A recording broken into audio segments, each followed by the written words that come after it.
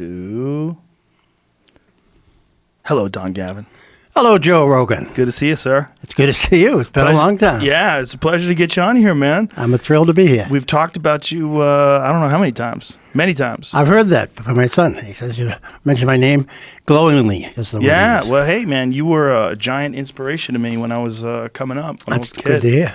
Well, you know, I've talked about this so many times, but that era of Boston comedy, when I started in '88, and you guys had already been through the ding ho and all that's it been gone, and it was the heyday of comedy. It was an amazing time, and you know, I was very fortunate to be able to see guys like you and Sweeney and you know and all those guys, and Mike Donovan and Kevin Knox, and I mean, you go down the list over and over and over again. Lenny Clark, and just an amazing time for stand up back then. Yeah, that was certainly the heyday. I came in, I started it around 79, and it'd been going on for 1 or 2 years, but going on meaning not much going on, you know, and then it built and built and built, and then to the point that that explosion, as you said, wow. And I always like to think people talk about a Boston style. It wasn't a Boston style, other than being very aggressive, maybe. Yeah.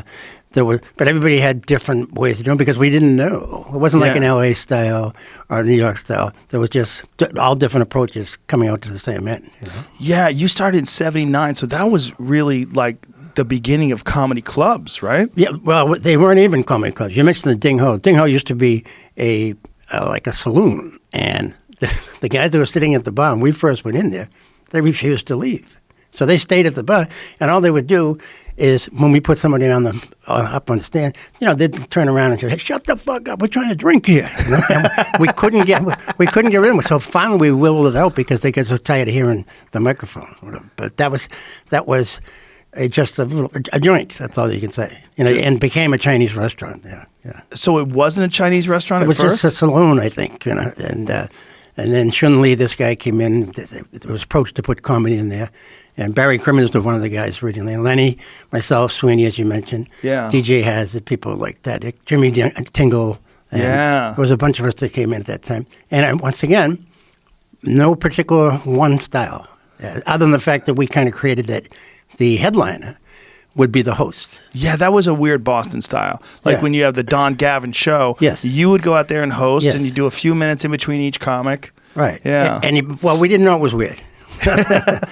Because I wanted to be in charge, and if Joe Rogan went on and you're supposed to do 15 and you do great. Now if Bill Johnson comes on, he blows.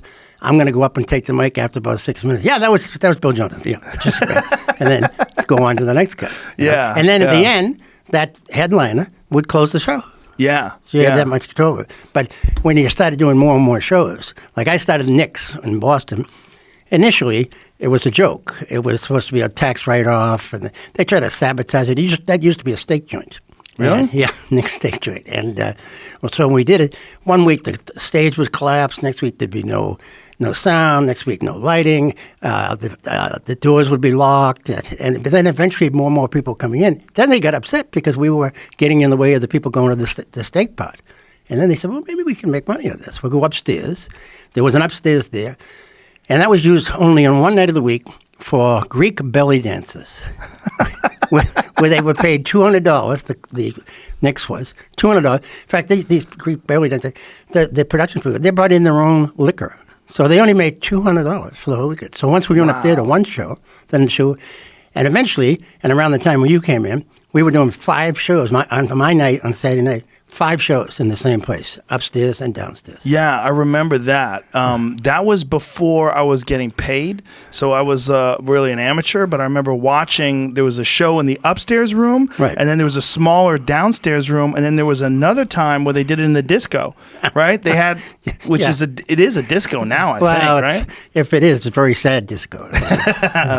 Well, it was sad then, too. Yes. But it was strange that everyone was cycling from room to room. Right, and you go from upstairs to downstairs. And again, the first week we tried that with the 5 shows, you were trying to host. It was impossible to go both parts. I mean, the guy on the side of the stage would go, you're supposed to be on downstairs. I go, well, I just started up here.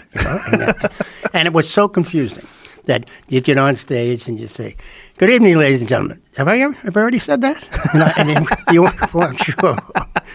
It got to the point, and also with a few drinks involved by the fifth show, there was some repetition sometimes. Well, that was the thing that was also about that was interesting about Boston comedy was that the partying. Like you guys were a bunch of fucking savages. I mean, that's what I remember. It was pretty widespread at that point. But again, we didn't know. Right.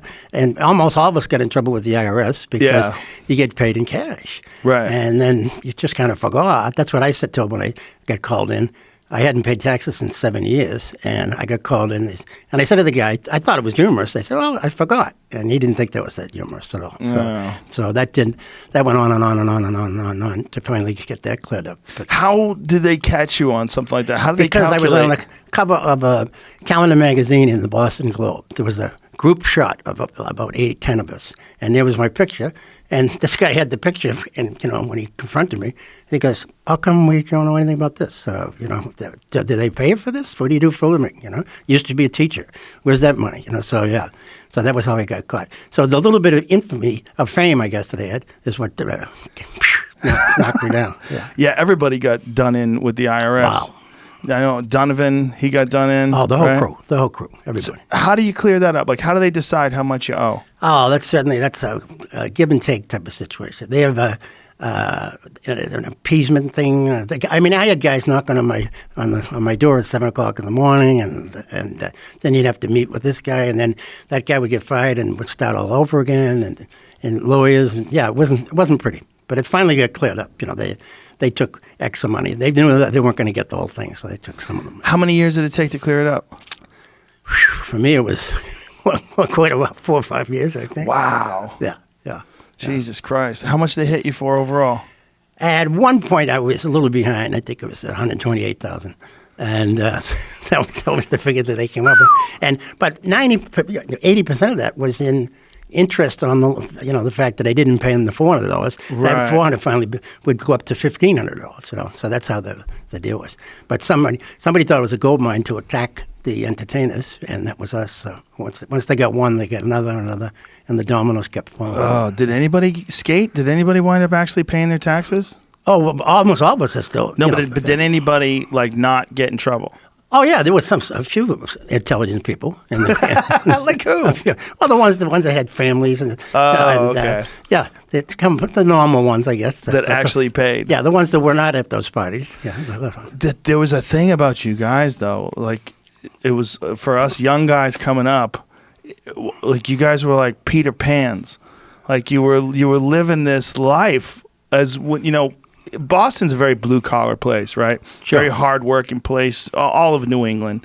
And we stumbled in as amateurs, as open micers, to this environment that, where you guys were the kings. And you guys were fucking wild men. Like, we heard those stories, Knicks would pay in Coke, and it's just everybody was drinking all the time, and it was like everyone was laughing and yelling. And I was like, how is this possible? How do these men get to live this life? And what I was doing when I first started, I was a high school teacher. Yeah. I was teaching and doing this, getting out of the clubs at 3 or 4 in the morning, and then attempting to be a teacher about 3 or 4 hours later. So, when did you quit? I got out of teaching in '84, I think. So I maybe crossed over the two together, and that was a rough patch there because I knew something had to give. Yeah. And I tell the story that I was coming home from teaching. Not from the clubs at night, but teaching. And I fell asleep at the wheel, and this was on the highway, and I was hitting the stanchions on the side of the highway, bang, bang, bang, bang. And eventually, as I'm going down this gully, are they passing in front of you? No, what passed in front of me was, how am I going to make it to the show tonight? And my head went through the windshield, the whole deal. I came up, climbed up out of the gully. I'm trying to thumb to get home, and I've got blood running down my face. I had no idea how bad it was. Then I had to go to the hospital. So my friend, we go back. I was going to get the car out of the gully. The car was totaled, beyond totaled. And there's hair and blood on the windshield. And I said, oh, I better pick one job or the other. So the comedy won out. Did they have open mic nights in '79? Sure. Oh, no, in '79, no. When you first started, what was it like?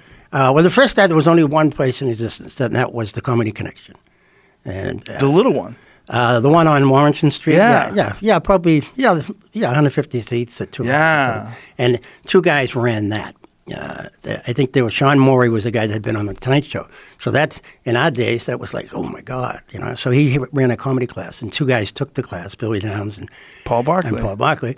And they decided to, maybe we'll do this comedy thing. But again, people didn't know what a comedy club was. When you mentioned that, like when Jay Leno was way before us, there was no comedy clubs. He worked maybe strip joints or like at an auto place or this or that. There was no place to go to see. I mean, even people would say, "What's a comedian?" Other than watching TV, you didn't know really what stand-up comedy was even. So the beginning of it started off slow, and I remember my first paycheck. Once I got paid $8. That was your first? $8, yeah. Wow. And I still have that. I have the copy of the check. Do you really? No, a copy of it. I actually cashed it. I needed the $8. So, Of course. Yeah. But so that was what Billy Downs and Barkley did that. And in those days, you auditioned instead of a open mic night. So it was just the 2 of them. And I had to go in front of them. And I looked at the 2 of them. I said, I don't really like this, because I said, I know at least one of you 2 are not going to understand what I'm doing, because you really don't look like a brain trust yet. And I got hired. And I immediately was really good. And the next show I did was really good. I'm doing the same 10 minutes because I was a bartender and had some patter. Right. And the third one, they called me like a night before and said, somebody fell out, can you come in? And what I had done, I had written 15 minutes of comedy that day. Sure I have, but in my mind, that's what I thought. And it was the worst death of the world. I got about 2 minutes in. And people always say, what happens when you bomb? Well, you don't really bomb after you've been doing this for a while. But that 2 or 3 minutes seems like an eternity. It seemed like hours. And then I just went back into some of the old stuff, and I got out, and I actually got into a fist fight with Lonnie Clark about it, because he kept on saying to me, do you work in New York? Well, you've been. I said, I've never been on a stage before in my life, And so when we were not friends at all at the beginning, and we get into a little to go over that. And you guys had a fist fight? Well, he said, oh, that was a great set. He was shitting on me, and his friend was witness to the fight and broke it up, and he says to Lenny, he said, what's all about this? He said, you just said he had a good show. He sucked. He knows it, and you're being an asshole calling him out. And then maybe became fast friends after that. That's hilarious. Yeah, Lenny was the second guy I ever got paid to open for. Really? Yeah, the first guy was, God damn it, Warren McDonald. Yes. Wow. Right. Wow. Bill McDonald's brother. It was George McDonald's brother. Yeah.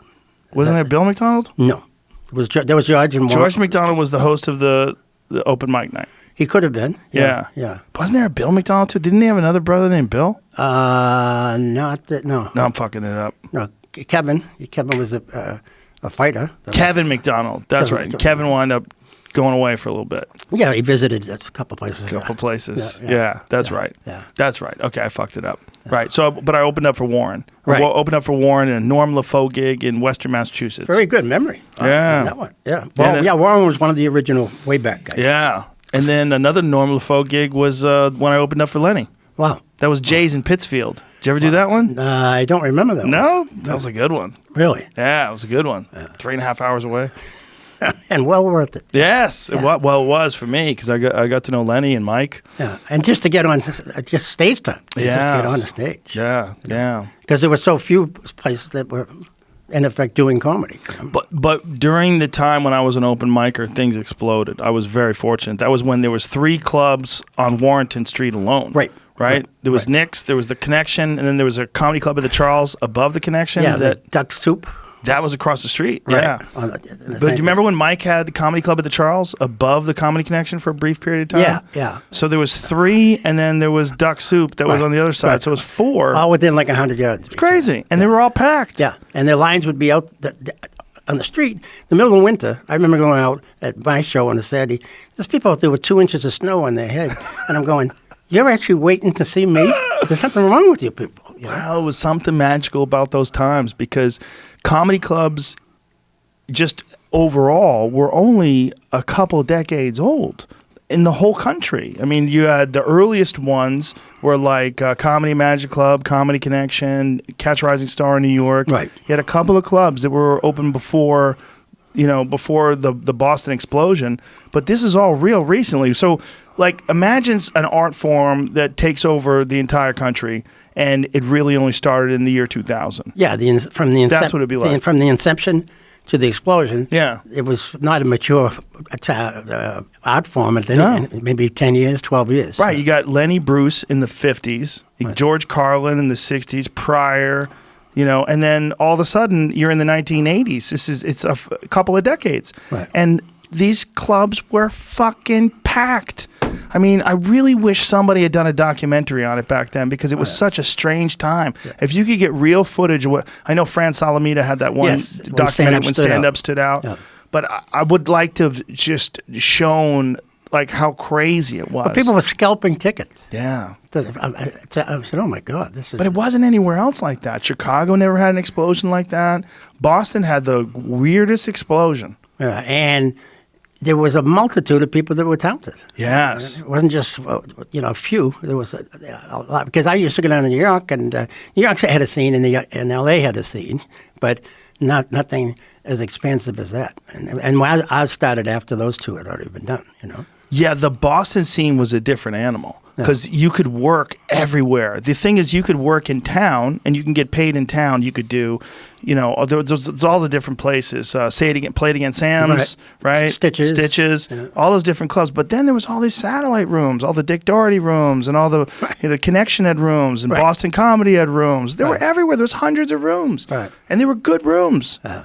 And then I think that the demise, at least from the real apex, I think, came when the comedians were no longer running the clubs. As owners came in, and the greed factor, and every corner store, a tire company would go out of business. Oh, that's a comedy club now. Oh, the gas station, a bowling alleys. How many bowling alleys did we work in those days? And so one after another. And I think what happened was it gets so diluted that people would go to a show and say, I don't know what all this is all about, this fervor, because they didn't get to see the good comedians. Right. Well, there was about 12 of you. There was like 12 murderers who would just run around. And to this day, I swear, I tell everybody, I think they're the best comics I've ever seen in my life. To this day, there was moments at the Nick's Comedy Stop and at Stitches where I'm like, that is about as good as stand-up comedy ever gets. And some of those moments, like the Comedy Stop, Nick's Comedy Stop used to do a dirty trick. When a famous comedian would come into town, an outsider, they would have some poor bastard like fill in the blank. You don't even need to name it. Just someone who didn't do comedy that often. Richard Lewis, let's say him, and he would be the headliner. Right, but before him would be you and Sweeney and Kenny Rogerson and Donovan, and it would just be a murderer's row of fucking savages. Yeah, Mike McDonald. This guy. And these poor bastards. I came to Nick's Comedy Stop right after Billy Crystal had bombed. Yeah. I came up the stairs and they were talking about it. Like you guys had set him up. And, people were saying, like, you never seen nothing like it in your life. This poor guy's a movie star, and he went on stage and just ate plates of shit. Yeah. After 5 people had just been destroyed. Destroying for an hour, right? So you got, each guy's doing 15 minutes, and you've got all these guys going up there just killing. And it wasn't unintentional. It was, why is this guy in our town? Yes. Yeah, that's it. Well, that was the thing about Boston. When a guy came into town, if you do stand-up, in any, you do stand-up in Philadelphia. If you showed up in Philadelphia, people would go, oh, let's go see Don Gavin. They would want to go see you. Right. You do stand-up in Boston, you're from out of Boston, everybody's like, fuck this guy. They just set him up. And the club would set him up. That was what was so crazy. Well, the reason they would bring these other outsiders in, they would get plugs possibly on the Tonight Show or something like that. None of us were on the scene or on the radar. So they would bring in George Miller was a guy, I remember. Nice sweetheart of a guy. But he was just what you said, running the gauntlet before he got on. What did those guys think when they watched that? They must have been fucking terrified. Well, Richard Lewis went on TV, almost in tears, complaining about, and they put all these guys in there. I don't know where they got all these guys. And and they did it the first night, and then they did it the second night, and I don't understand what they have against me. And I think she said, well, maybe they're funnier. It was one of those comments. Yeah, well, it was a dog-eat-dog world there. You had to be able to survive in Boston. And the attention span, like the way the stand-up was, it's like they didn't let you guys, like I should say you didn't let anybody breathe. There's a Boston style of comedy. It's like, here's a fucking punchline, here's another punchline, here's another punchline, take a breath, boom, there's another one. And these other guys that would come in from out of town were not accustomed to that style of performing. More laconic and more like this. And I was told that I talked 70 words a minute, gusts to 100. And I have, one of those VHS tapes, and I play some of those one time recently, and I'm going, I have no idea. All I know is there's people laughing, but I have no idea what I was saying. I'm going, oh my God, yeah. Well, you had sneaky punchlines. You would sneak punchlines in. It would look like you were done, and the sides would come in, and boom. Or a tag here and a tag there, and move over there. Did you just develop that style on your own? Yeah, I didn't. Again, what did I know about style? That's just the way it was. I was always a fast talker. You come from big Irish families, and if you don't talk fast, you're not going to get the bread or you're not going to get the food. So, so I had 3 brothers, and downstairs my cousins lived, and there were 6 there. So, it was always bang, bang, bang, bang, bang. And it was everybody was an Irish Catholic, basically, that was on the comedy scene. Yeah. It was certainly not homogenized by any means. Well, that's also interesting, too, because it was, in a lot of places, it was more of a Jewish thing. Sure. But Boston, it wasn't. Boston, it was like a lot of, and big guys, too. That was the other thing.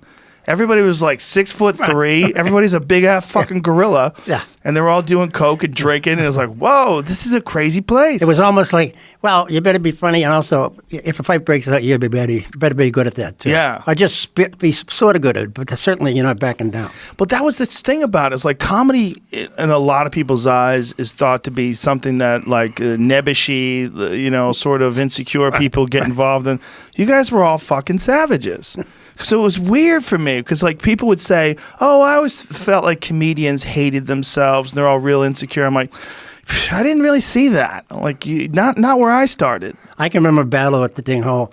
It was a pretty good brouhaha at the end. It started, I think it started outside the club as they were coming in, and it emanated that it was inside and outside at the same time. And at the end, we ended up finished doing the show, and at the end, all people were talking about nothing about the show. It was just about, hey man, that Tingle really held his own, didn't he? You know what I mean? We're talking about.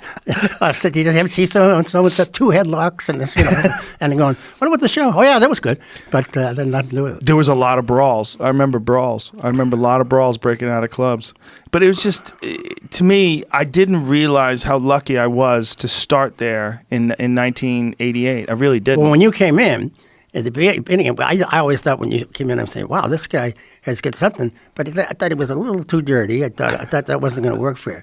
But you knew kind of, you had it in your head what you had to do. You knew that you had to measure up or you could be pushed to the side. Yeah. When you came in. Don't you agree with that? Well, there was not much room. You had to be good. Like even if you wanted to go from being an open micer to hosting or to getting a gig, on the road, you had to be good. Boston didn't leave you any room for scrubs. There was too many. Right. Too many good comics. Right. Yeah. That was definitely dirty. But that's all I was interested in.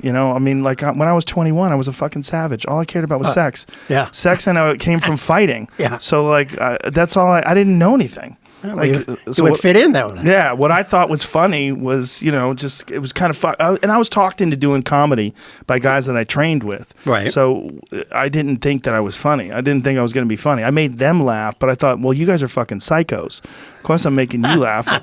My sense of humor is wrong. It's all fucked up. They're going to think I'm an asshole. So I was talked into doing it. And the first comedy show that I ever saw, I went to Stitch's open mic night. Sure. And I went and watched, and I remember sitting there watching all these guys go up on stage and seeing people doing it for the first time. And I realized, a lot of people suck. Like, you could do this. Like, yeah, I'm better than that guy. I'll probably be better than some of these people, at least. Yeah, when I first came in, that audition thing I talked about, I went in, a number of those people we're talking about were on stage. And I was prepared to do this audition. I was with this girl at the time, and she goes, what about the audition? I go, nah, No, I don't think so. So I just left. It didn't even explain it. And I went back the next week, and then again, real good guys. But there was one guy. I won't mention his name. You wouldn't know the name. But I'm going, oh, finally, someone I know that I'm better than this guy. And that's when I auditioned that night. But he got me into the show business. Will mention his name. Gene Franz was his name. He may still be alive. I don't know. But he has no idea that he got me into comedy. So. Well, that's Richard Jenny said that once. That's the purpose that really bad comedians serve. They inspire people to try it. Oh, it worked. There's something real to that. But I remember my first open mic night when I went up. You know, it wasn't very funny, but I got to see Teddy Bergeron. Teddy Bergeron performed that night, and he fucking lit that place on. Jonathan Katz was the host. Wow. Yeah, Jonathan Katz was the host. And now there's a guy you talked about that was kind of. A different direction. Different style. Smooth yeah. and slow, easy going. Yes. And yet he was a fan favorite. Yes. Yeah. Hilarious. Yeah. Great comic. Yeah. And then went on to do that cartoon, Dr. Katz. Yeah, which I did that. Yeah. That was fun, yeah. But watching Teddy go on stage, Teddy was in his prime. It made me want to quit. I was like, oh, Jesus Christ. Yeah, he had already been on like the Tonight Show and the Gold Diggers with Dean Martin and stuff. So when he was sober and on his game, wow. Oh my God. Yeah. To this day, he's one of the best I've ever seen. He was so smooth. Yes. Yeah, almost polished, where a lot of the other guys were rough-edged. Yes, it was different, and he had more pauses, and he was slower. And he dressed well, and he almost stood out just because of that. But it was kind of classy, you know. He looked like he could do no wrong. So when he would have a problem with drugs and alcohol, I was so confused. I was like, "How that guy?" Yeah. I was like, "That guy's the smoothest ever." Yeah. Because when I saw him, he was like in his 30s. He was young and just fucking on top of it. Right.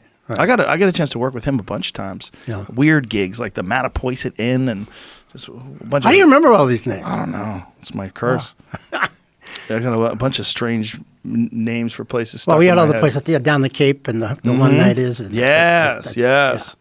Those were great, though. I mean, boy, you talk about seasoning. You would get a lifetime's worth of seasoning on the road, just traveling all these different places and seeing all these different weird bar crowds and standing on a fucking milk crate doing stand-up into a shitty microphone. All those gigs. And once I got into it full time, that encompassed, that was your whole life. And you were working six nights, maybe 7 nights a week, in probably 5 or 6 different venues. Where you were. And sometimes 3 or 4 venues in the same evening. Yeah. You get in the car and go over here and go over there, go over there. I mean, I don't know how many years it was before I realized you could date someone that was not a waitress. I wasn't even aware of that. Yeah, that was a weird ecosystem, right? It was like comics and waitresses, hand in hand. Yeah. Wow. Well, we're just so fortunate that we started our comedy in Boston because it was a magic time. And when I would talk to people that are from like Arizona, like, how'd you start out? Like, well, I had to drive 2 hours to Tucson and like, fuck. Yeah. Like there was nothing. I was told that when I moved out here for a brief period of time, I lived in Studio City, I was told that I would be driving sometimes 2 hours to make $100. I go, yeah, right. And 4 months later, I'm driving 2.5 hours to make $75. And I'm going, wow, that was somebody knew already what was going on here. Yeah.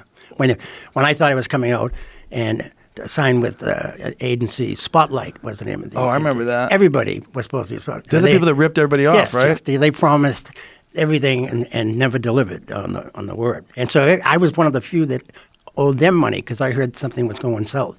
So when they finally called me in and looked to get lawyers involved, and I sent them a note back saying, dear so-and-so, I know that I owe you $35,000. Just take it off of what you owe Lenny Clark, and we'll be all set. They owed him like $80,000 or $100,000 or something. They owed him a lot more than that. Maybe more than that. They? Yeah. But I said, just take it off from that. Never heard from him again. And I think they beat Milano for over $1 million. Yes, they beat Seinfeld. They beat everybody. Seinfeld too. Yeah, that's right. Yes. They beat everybody. Yeah, there was one agent that was a dirty agent that was pocketing all the money. Yeah, there was a bunch of those situations like that, though, right? Bob Williams was the name. Yeah, who's still in the business. No, out of Branson. Yeah, real. Oh, Branson. That's right. Lenny told me about this. That's right. Yeah, fucking Jesus I don't know if Christ. He changed his name or whatever. He should. He changed the industry, but he's in Branson. Apparently, he's doing quite well. He never paid everybody back? No. Wow. How is that? It's clean. See ya. Oh, my God. If somebody owed me $1 million, ooh. Yeah, but they used to have this thing, do you like money? You want to sign with this? We'll give you make this and this, and they, it was contractually written. How old were you back then? Oh, I didn't start comedy until I was 33. Wow. So I was much later. I had been a teacher and a coach, and I had 2 kids, and so I got into this much later than most people. What brought you into it? I think probably because I was usually reasonably funny in life, and then as a bartender, I was a wise guy bartender, And like, for instance, people would sit, I only had 22 seats. 4 guys would sit and say, "What's your cheapest beer?" I said, "Root beer. Get the fuck up. Screw." I said, "Those seats." I said, "If you tip me $20 before you order, then you can sit there." And people would do it, and so that kind of mushroomed that way there. But yeah, it was again the same aggressive bullshit thing. So that it was easy to carry that on into the stage. But I had never been on a stage. I thought it was kind of for, like you were feverish type people, doing stage stuff. Yeah, I like how you danced around the words there.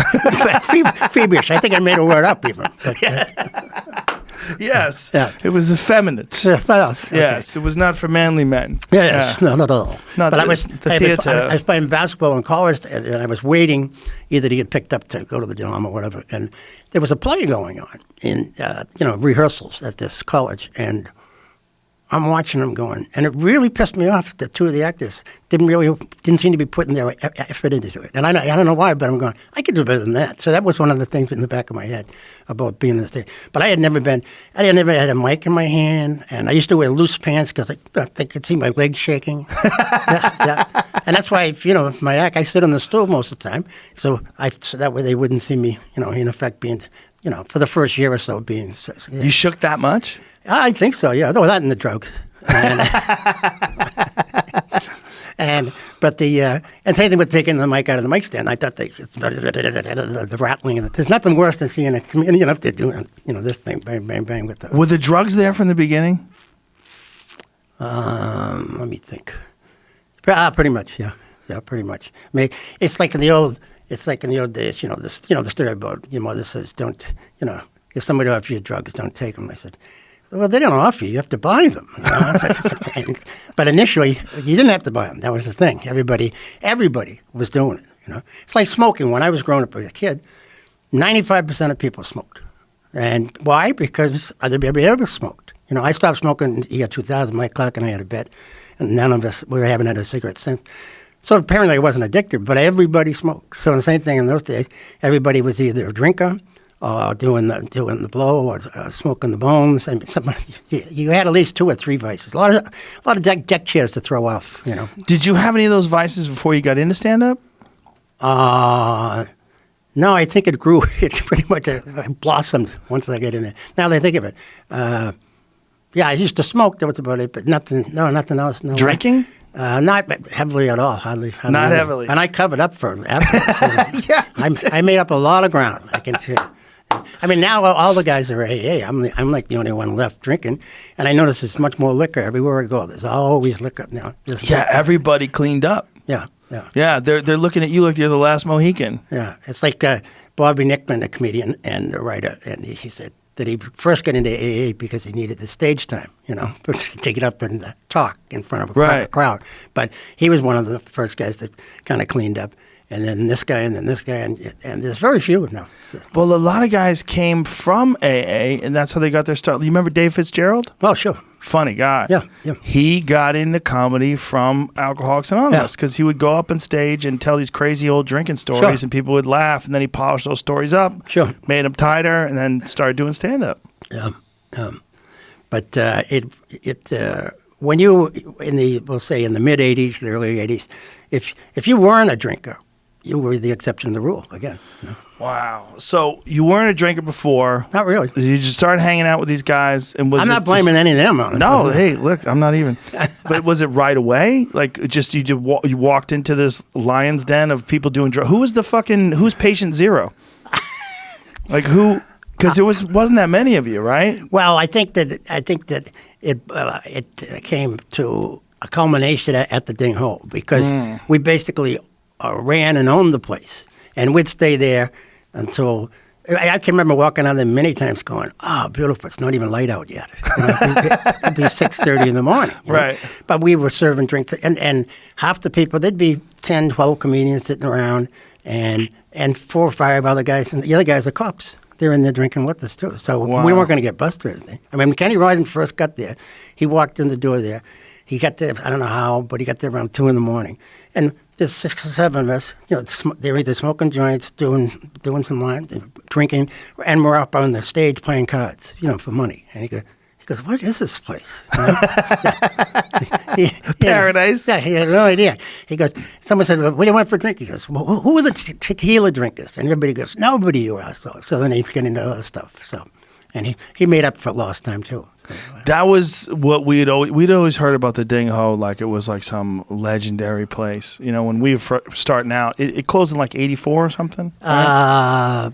I don't know about the year. Maybe, right around that, maybe a little bit later. I started in 88, and we had heard about the Ding Ho. It was like, it was spoken in hushed tones. Yeah. It was like, that's where it started. Well, it closed in a heartbeat because the owner lost the club and playing Chinese dominoes. No, he lost $240,000 in one night. And it was my night. Then I had my show there on Fridays. I come in, and I never saw chains or padlocks bigger than that on the front and back door. Never to be reopened as a comedy club. It became a Indian restaurant or something, but it just went gone. Playing Chinese. I don't even know what Chinese dominoes are. That's good, probably.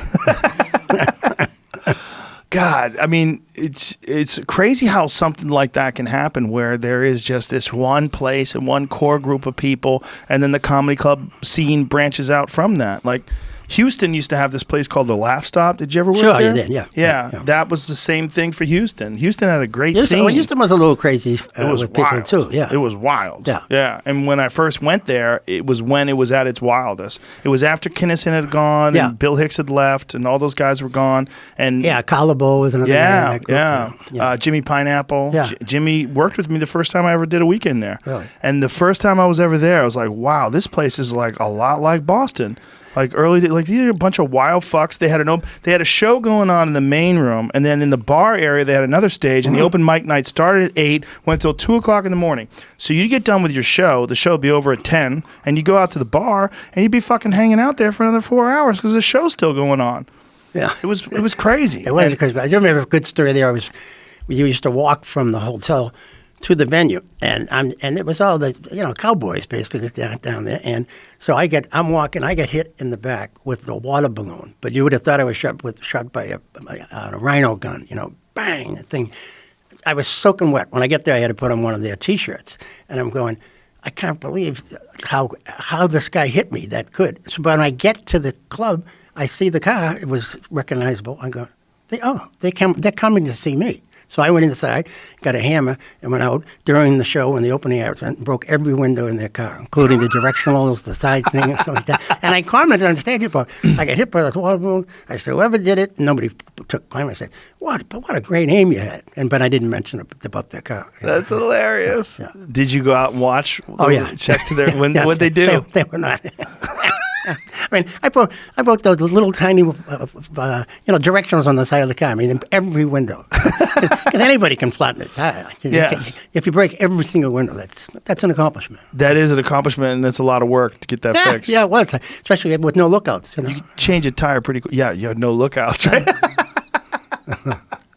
But that scene, the Houston scene, was similar in that there was a lot of drugs involved and a lot of really funny comics, and aggressive too. Yeah, very aggressive. Yeah, well, Texas, wild fuckers down there. But when that club closed, that scene died out for a long time. It's got a resurgence now. The scene's coming back. There's some real good comics coming out of there right now.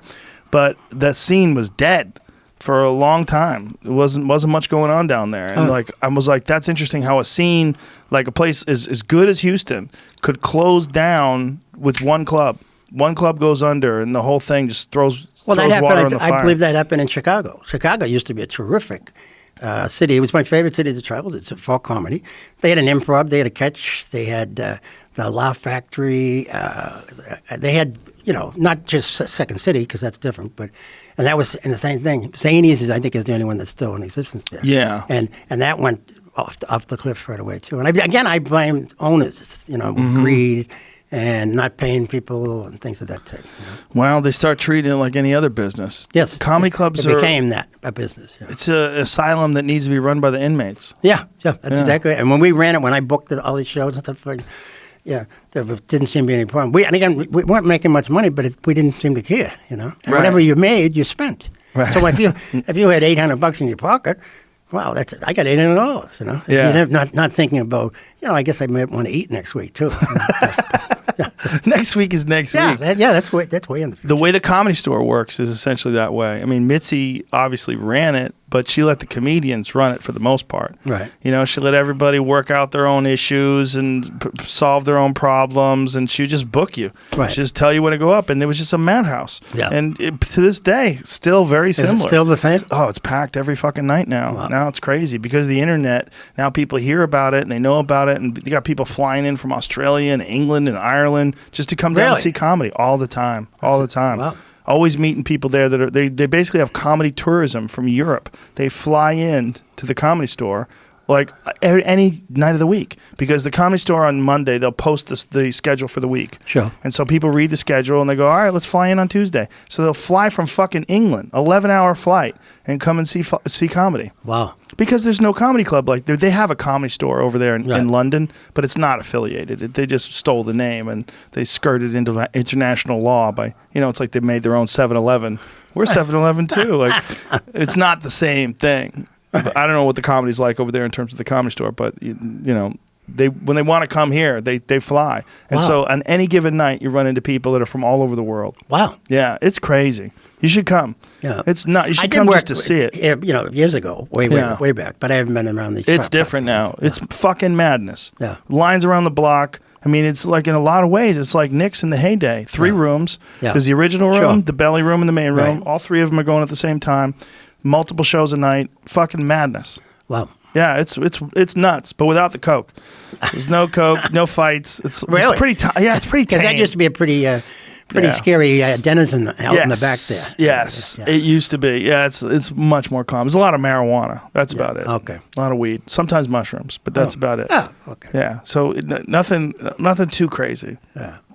But it's funny that when we were doing it, even though we were doing it for a living, seemed like it wasn't a business. Yeah. Like that's I'm promoting this album that I have, and I had this album done before, and it was great, but I never had anybody produce it. Just made some copies of it. And it's called Don Gavin Live with the Manhattan, and I was almost like a bootlegger, selling them, maybe a few after a show out the back of my trunk. But finally, we're releasing it. That's one of the reasons about it now. When did you record it? I recorded it in 2011. And Whoa. So 10 years old. But my material hopefully doesn't get stale. It's because I don't do a lot of current events and I don't do politics. So it's still, I have some jokes that are older, some of the people that come to see me. Now, did you, like, when you put that out, is that the first thing that you've ever put out? Yeah, that's the only thing. And I owned it, but I didn't do anything with it. So now when I get to a virtual comedy network with Jimmy Serpico, we did another album, a compilation of guys in Boston, and he saw someone said something about my album. He goes, "I didn't know you had an album," and he got a copy of it. He said, "Oh my God, this is something like discovering something." So he kind of came into my life to help out, see if we can produce this thing.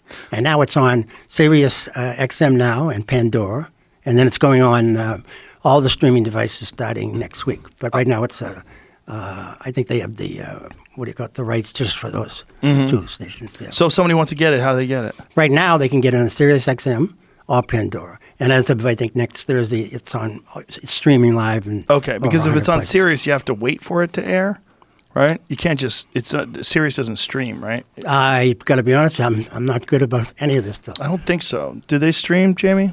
You can probably search it. Yeah. They have downloadable stuff and whatnot. Oh, okay. So on the app as opposed to on the actual Yeah. thing that you're in your car? Okay. Yeah, I am so in anything mechanical. Well, I'm proud that I think you sent me your first text ever.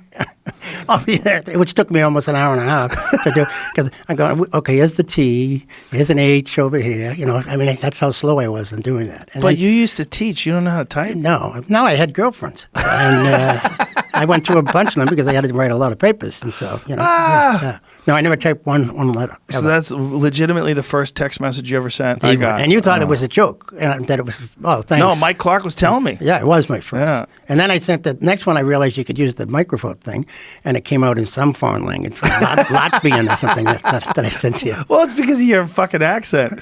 No, but this was, yeah. I know, but the iPhone's probably like, what the fuck is he saying? That's probably it, yeah. And they said, well, eventually they'll get used to your voice. Apparently not. No, it's never going to figure out your voice. No. That's for regular voices. Oh, shit. Okay. I'm The accent's just too crazy. I still have an accent, huh? Oh, Okay. yeah. I didn't know. A little bit. Yeah. But the thing about like all those guys from that day is very few guys put things out. Barry put out a couple specials, and Louis C.K. produced one of Barry's specials. Lenny, of course, had a few things. He was on the Dangerfield special, and he did some stuff. But a lot of, like Donovan, like how do you go find Donovan's best stuff? You're like you got to go see him. Yes. That's the craziest thing about Boston. It's like these guys are world-class stand-up, some of the best that have ever done it, and there's no recordings. There's no specials. I think I was not unique in the fact that I was not a businessman. We did it for not just for the love. We enjoyed the money and that you're spending money and whatever. Yeah. But it really never entered my mind. Like Jimmy was asking about, how did I release this thing? I don't know what you mean released it. I just made 1,000 copies and I sell a few after a show and that never did anything with it, You never thought once. No, I'm an idiot. All right? But you must have seen all these HBO specials and all these different things. Oh yeah. Eventually, But you never I should do one of those. Yeah. Maybe I'll get discovered. So at the age of 106. So now that you've done this and now that you're releasing this, do you think you'll put out more? Oh, I plan on just hoping this is going to make a difference. Because for years I was called the best kept secret in Boston and in comedy, and I'm going. You know what? I'm kind of tired of that term. I'd rather not have a secret anymore. I'd like to maybe get out there. Well, you can still get out there. I plan on it. 100%. I plan on it. The whole thing about the internet is just content. Just keep putting content out. What you have, you're a hilarious comic, so I'm sure your album's awesome. People get a hold of it, and then they'll go, hey, where's the next one? Right. Put out another one. Next thing you know, you could tour nationally. Yeah. I really firmly believe that. I hope you're right. Oh, I guarantee I'm right. It's just a crazy thing about that scene is that no one did that. Everybody stayed in Boston because the money was so good. Right. There was so much work. And you didn't have to, you basically didn't have to go to it because you had work there. Yeah. So it in a way it spoiled you, but in a way it spoiled you rotten. The other way that you never really attempted to make it into. Some guys did get the gumption to go up to to New York, and some came out to L.A. But as a rule, a lot of us just stayed in Boston. How long did you stay out here when you came out here? Oh, just about 9 months. And people said, "What do you like about it?" I said, "The weather," and that was my only answer. But what was it like going back? Did it feel like home? I felt like I really hadn't left. I just moved to Florida a couple of weeks ago. So that's the first time I've ever moved. What are you doing in Florida? Getting warm. And yeah. It's a good time to move to Florida, middle of January. Yeah, well, it's going to be, hopefully once I get things unpacked, I'll enjoy it there. But there's a lot of clubs down there, and there's a lot of the corporate stuff, and then I do a lot of the golf things and that kind of stuff. And I do a lot of cruise ships, and then most of them go out of there. So it's about time I moved. And the weather primary. That's the primary. The weather, yeah. It's a big difference. But I would think that after all these years, you're going to miss headlining the Boston clubs. I will, yeah. But I've been working less and less in the Boston area because I do a whole lot of these cruise ships things, And the cruise ships, that industry has become bigger and bigger and bigger. I mean, I just got off a ship, the Royal Caribbean, 6,100 passengers on it. Whoa. Yeah. That's a big boat. Yeah, I live in a town in Nahant, I remember that, near Marblehead. Yeah. 3,000 people live in the whole town. There's double that on the ship, So that's insane. Yeah. Yeah. Do you like doing those cruise ships? I enjoy it. A lot of downtime you can read and write, and like you said, maybe a second album. Yeah, I've got material hopefully, so we'll see if we can get that first one up and running. How do you write? Do you just With sit a pen down? mostly. Do you just sit down with an idea, or do you have an idea ahead of time? You jot them down like in little notes, and then try to flesh it out. like this, just this thing. Oh, like you got right there. Whatever, that type of thing. I like a simple. This is not a whole joke, but just the other day I'm thinking about stoners, and it says, why can't we just all get a bong? So I thought that was fun. Not that good. I didn't say it was good. You write stuff, you throw it away. Write it, throw it away. Write it, throw it away. These ideas pop in your head, and you write them down, and then do you flesh them out on stage, or do you flesh them out on paper? On stage, But you know that if some new thing, have to figure, where am I going to incorporate it? You're not going to put it first. You're not going to close with it. Right. You got to weave it in somehow. Sometimes I'll open with the thing. Really? Yeah, you That's never know. kind of ballsy. Because I want to dig a hole. I want to see. Really? Yeah, because sometimes I feel like I know I got some good jokes that I could do after this. Let me just see. But you've got the notoriety and fame, so do you feel that that is a strike against you, that they're going to be acceptable to everything? Is that why you're... It's a strike against you if you eat shit. Yeah. That's but when if you it's a open with strike something that against you. you're not sure of, yeah. Well, I got to know there's something there before I do that. But I like to do that sometimes because maybe 4 out of 10 times a punchline will fucking pop into my head out of nowhere and it'll be good. Yeah. Like one of my best bets from my last special about Harvey Weinstein came the day he got arrested. The day the shit went down, I went on stage that day, and I had a couple drinks in me. I was feeling good, and I just went on this rant about it. And this is not something you had already written out? No. I had a couple sort of ideas about where I was going to take it, and basically the gist of it was that if Harvey Weinstein did this to my daughter, I'd want to fuck him up like all of you. I go, but if Harvey Weinstein was a woman, if Harvina Weinstein came to my son with a solid contract, I'd be like, dude, you're going to be Batman. And this is the gist of the bit. And I'm telling you that, dude, you're going to be Batman came out. Wow. Just came out on stage. Wow. And the day he was arrested, everybody's going fucking crazy. Yeah. And then I was saying, like, nobody gives a fuck. It was an ugly old lady that was fucking handsome young men. Nobody would be mad. Right. Nobody would be mad. Right. And it just became this giant chunk of it. I'm like, I'm mad at that guy. He's disgusting. Fuck him. Lock him up forever. Right. But if Harvina Weinstein, and then did the audience believe that you just... They didn't know. Or did they know that you just came up with at that point? Well, they knew that it couldn't be old because the thing had just happened. Yeah. But sometimes, like 4 out of 10 times, that'll work. Right. And then the other 6 out of 10 times, you go, well, so much for that. Yeah, move on. But it's like the only way new jokes get made is chances get taken, and the biggest chance is to go up first with it. Wow. Just open with it. I'm going to have to attempt that then. I don't do it all the time. Right. But I feel like the first couple of lines anywhere are more like just saying hi and getting to know everybody. And every now and then you throw one out there and it sticks. And you got to go, ooh, I got something there. I record all my sets. I'll listen to it. I was going to say, would you have trouble remembering if you did a particular thing? You go, yeah, because especially if you have a couple drinks in you and you're just riffing, you don't remember exactly what you said because you're in the moment. You can't go, ooh, I got to remember that because then you'll break the spell. Yeah. My son Chris does that to me all the time saying, Dad, is that something new? I go, no, I just said it. He goes, well, you got to write this shit down. You know? Well, Donovan is the guy who convinced me to record all my sets. Yeah. Donovan told me, get a tape recorder. He had this brick that he would bring on stage with him. He goes, you never know. He goes, you'll have a line, just one line, and that line will make your bit 10 times better. And if you fucking forget it, it's gone forever. Yeah. It's like what you have when you're in bed and you think of something. If you don't get up and write it down, or if you don't somehow record it, that next morning you try to remember that. Good luck to you. When I'm with my family, if I get an idea in my head, I just say to my wife, got an idea, and I just run away. I run away. Wow. I'll run like a block away and just start talking into my phone, because if I don't, it'll go away. Yeah. Because I've had so many times like, ooh, that's a good idea, and then my dog's like, Dad, stop touching me. They'll fight with each other. And my wife will say, what are we doing? And I'm like, hold on, I got an idea. Stop. So now when I get this idea, I just go, I got an idea. I just go. And then All I right. come back, I got a good idea. This is a good idea. This is solid. Okay, well, I'm back. I like And then it. I'll put my phone in my pocket. But having a phone is the best because you got a notebook, you got a fucking recording device. It's all that. I used to keep a real notebook, Sure. but it takes too long to write Right. shit down. You lose it sometimes. Right.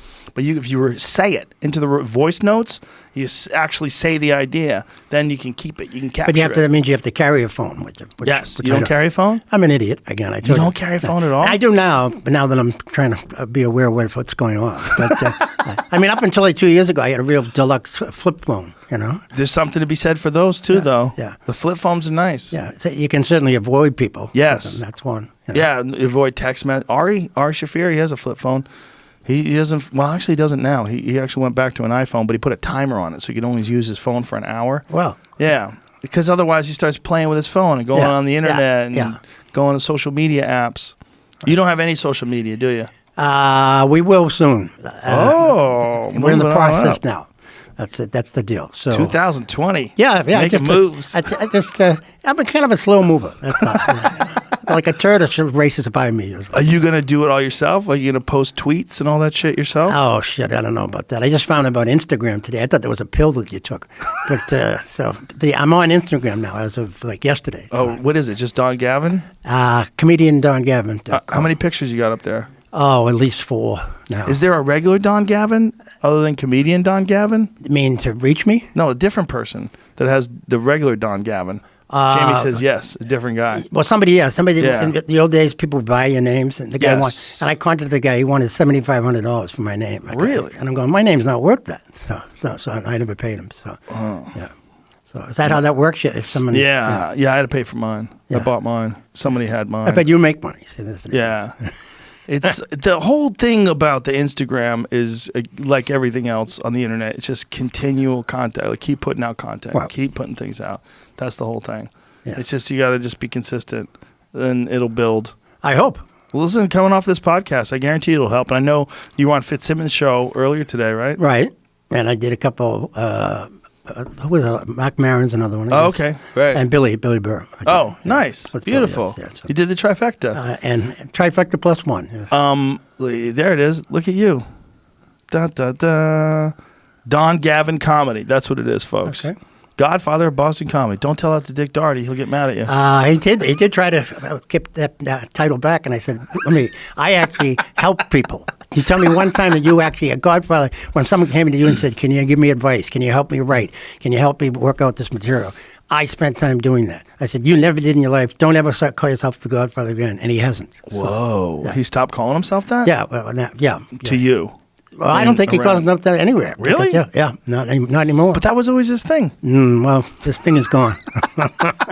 He gave me a lot of gigs. I have Yeah. nothing but love for that guy. When I was Really? starting out. Yeah, he gave me a lot of gigs. He paid Wow. my rent many times. Well, he had a lot of little clubs. Yeah. Like your satellite clubs. Yeah. Over here. The huts. Comedy Yeah. huts. Yeah. The Akus. He had Remember one that? time was when he was a musician Yeah. way back. It was Dick Doherty the majority. Yeah. And he was like the highest paid entertainer on Cape Cod. The Crystal Palace he had, and he was big. Yeah. And then things went south. And now he's big, but physically. He's still alive? Everything's good? Yeah, he's a Big fat? yeah, kind of wide. I like how you push your arms out like that.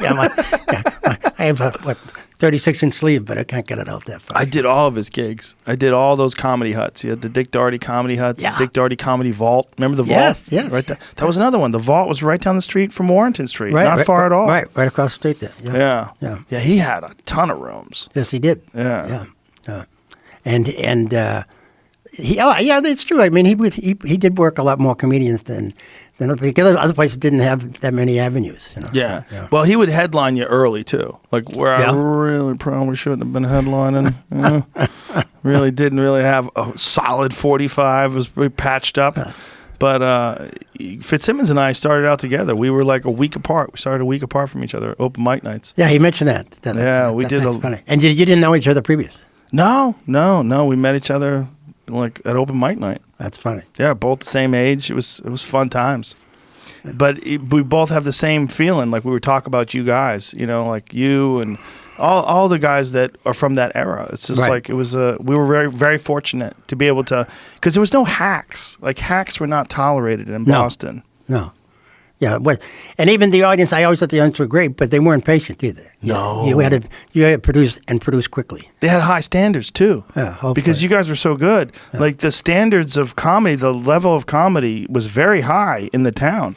Yeah. I remember I had a friend of mine who came to visit me from New York, and he was shocked. He was like, "There's so many good comics here that nobody knows." And I was like, "Dude, they know them in town. They know them in Boston. These guys are selling out every fucking night." And he's like, "This is crazy." And I was like, "Yeah, these are like the best comics in the world, and people don't know who they are." It's funny. Colin Quinn was one guy that came into Boston, and the people. But when they introduced him, he's from New York. I mean, he was getting booed before he said a word, and then he says, "Oh my God," you know. But the crowds did eventually like him. You know? But when he first worked there was a sound booth at the side of Nick's, and he got off stage and hid in the sound booth until the show was over because he didn't want to have to walk through the crowd. He was in there. He was in there for over 2 hours. I'm not making stuff. That's hilarious. Well, the first time I saw Dom Herrera was at Nick's Comedy Stop, and he went through the gauntlet and survived. Oh, he did. The people loved him there.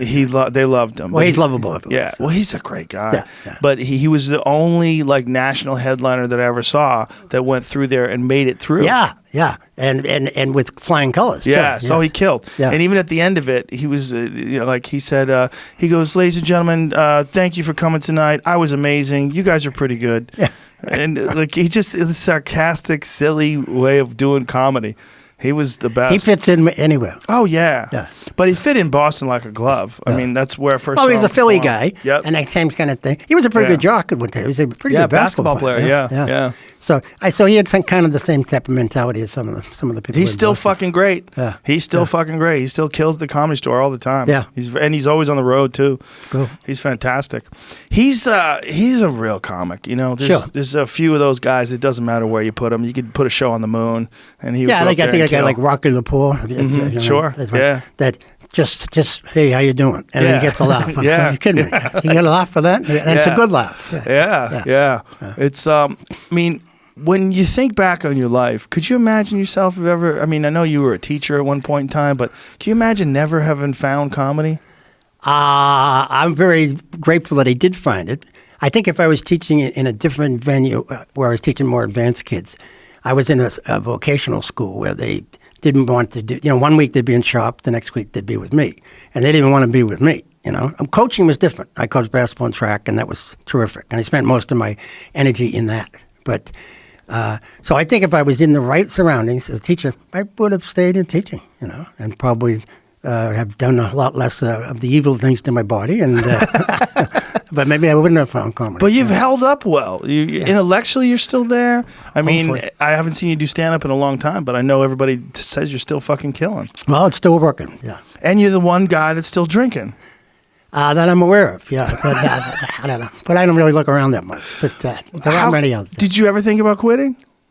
No, not really. No, not at all? Oh, when I was in the hospital, I had a hernia operation, but then Rogerson smuggled some booze into the hospital, so that was it. Yeah. He brought in a thing of vodka and Kahlua and a magnet. So he was gonna pull out the staples that I have. The steel staples you put in when you get stitched up. He thought that was funny. He went and stole a big magnet. That's his idea of being funny. But he did bring booze into the hospital. So.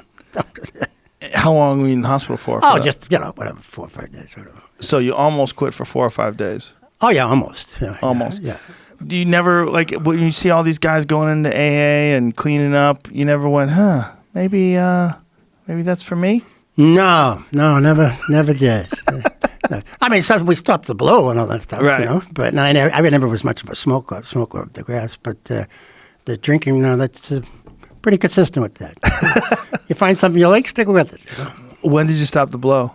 Oh, a long time ago. Yeah. But I don't even remember exactly when. 80s, 90s? But you don't see any people doing that. I mean, I don't know. I don't even know. Is there still a scene where people do Not comedy, no. Yeah. No, not a comedy scene with blow. Not that I know of. I remember, like, we talked to, you said the comedy stuff, you could, don't sit there, because it'd be somebody had lines under this thing. Don't go over there. And it was wherever you went, Well, they would offer to pay you in blow. And get the giggles in Tampa, Florida, they honestly said, do you want all your money in blow or do you want some cash? I go, I'd want it all in cash. And then if I wanted to get bulk, I could do that. I mean, you can't go into a grocery store and say, I got these 3 items. Is this line big enough? That doesn't work. Is that place still around? That Giggles? I don't know. Yeah. I know Mike, that's where he got the name from. Mike Cloud's place, Yeah. Giggles and Saugus. But I don't know. But that was another one of those real successful clubs. At one time, as you know, there were great clubs in a lot of places. And sadly, most of them have gone down. Yeah. I mentioned the Comedy Works in Denver. It's a still one. It's still great. Oh, it's still great. That was such a successful, and still is. I always thought that was one of the best run clubs in the whole of the United States. Well, Wendy, the lady who owns it and runs it, she's Yeah. fucking awesome. She's been around from way back. I go to see her every time I'm in town. And sometimes I still even work that club. Really? Yeah. I work that club too. I'll alternate between the big theaters, then I'll go back and do her club. I love That her. place was electric. Yes. And she's got another one. She's got a one south. Rebuilt another one, the second one. Yeah, she's got a second one. But yeah, there's the Zanies in Nashville, still really good. Right. There's a bunch of real good clubs still on the road.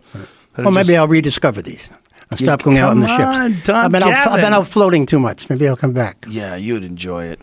Now, if you did do that, would you take someone on the road with you? Like, how do you do it? When you do the ships, is it just you, or do you bring somebody with you? Just me. Yeah. How much time do you do? Varies. Usually you do like a headliner spot. You do like a 50, 55, and do 2 of those. But you can do the same show, that type of thing. So you only need like an hour and a half stuff total. Right. I guess is what it was. But it is kind of a lazy man job. You can do the same sets, That's what, right. I just found it interesting talking to you about incorporating something new at the beginning. That's going to be challenging. I'm going to try that. It's not I've never tried best that. idea. Never tried it. The best idea, I think, is probably to sandwich it in between established jokes. Like you have a joke that you know is going to work, you get their confidence, and then you slip in a new one. Yeah. And then, but every now and then I like to open with a new one just to see what the fuck is up. I like it. Just to fucking test it. Take that little colt and see how it can run on those legs. Giddy up. Yeah. No fear, Joe. I like it. I got some fear, believe me. But sometimes that fear is what makes the punchline comes out. Yeah. The punchlines that come out of you know how it is. Like sometimes you ad lib and it'll just come out of nowhere. You're like, where is that? Where is that coming from? When you have an idea and it just pops into your head and makes its way onto and then it gets a big laugh, and then you know it's the right thing to say right there. Right. You know it, and just out of nowhere. And now, in your thing, you travel everywhere. Is there one particular area that doesn't seem to click as much? Connecticut can eat Really? plates, Just plates that one and state, plates you of mean? shit. All of Connecticut can go fuck off. Really? Yeah. My friend Chappelle Lacey, I told him how bad Connecticut sucks, and he was just there this weekend, and he sent me a text message. He goes, "You weren't fucking kidding. Connecticut. This place is terrible." I wasn't expecting that. One place from New England. There's something about it. Wow. Rhode Island, great. Wow. Rhode Island's fantastic. New Jersey, awesome. Love it. New York, love it. Connecticut, eat shit. Wow. Wow. When I was doing the travel, the only place I had one that they positively hated me, Memphis. Oh, Memphis, they hated you? Well, Really? I talk way too fast to them, and I also speak English. And they hated me. Yankee. I said, no, I said, no, the Red Sox. They had the wrong team. And so they booed me again, like Colin Quinn, before even going on stage. And they had one of those clocks, like the ones they have that was in Back to the Future, that pink clock, and you could see it. And you had to do 45 minutes. And I'm going, shit, I got to be close to done. I look up. I had done 11 minutes. I'm going, my God. I got off stage and went table to table and heckled people at the stage. And then I went back on stage and realized I still had 15 minutes more to go. Oh, my God. They hated me. What year was this? It seemed like it was a whole year when I was there just doing the 1 week. That was quite a while ago. That's all. But I was there for the week. That's the point. So it wasn't like anybody was saying, "Hey, you got to see this guy." People were saying, "You shouldn't see this guy." It was horrible. Did it suck every night? Yeah. Yes, it did. Yes, it did. Yeah, it was so bad, and we had horrible weather. It was like a thunderstorm, and the ones that there's only 20 people going to be there. We said if it's not 20 people, we don't do a show. Right. So we had 16 people. And I'm going, oh, beautiful. We're going to get paid, don't have to do a show. And 2 cars come up. I went out and knocked in the windows. They said, we got terrible plumbing problems. See you guys later. Come on. See you later. And I forced them to leave so I wouldn't have to do the show. Oh, my God. That's hilarious. Boston comics, one of the things about guys that they would go on the road, they had so much regional material.